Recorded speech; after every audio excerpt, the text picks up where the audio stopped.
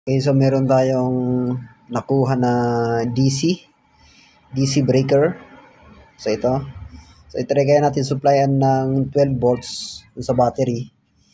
I-try natin short circuit ito. Pagdikitin natin yung positive at saka negative. So ito yung ating negative terminal. Ito yung ating positive terminal. Ito. Pagdikitin natin kung bababa itong ating breaker dito. Nako. Ito. Hindi nagtrip yung breaker natin. Wala. Okay. So yung kanina, yung nagamit natin na DC breaker kanina is 63 amperes. Ito yung breaker kanina. 63 amperes. So yan. I-try natin gumamit ng ibang breaker. So gagamit tayo ng 16 amperes. Yan. So 16 amperes yan.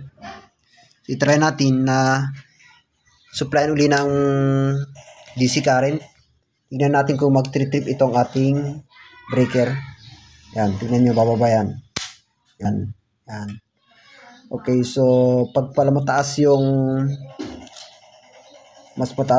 kung mas mataas itong ating breaker, mas mahirap mag-trip. Kaysa ito yung mas mababa yung kanyang amperahe na breaker.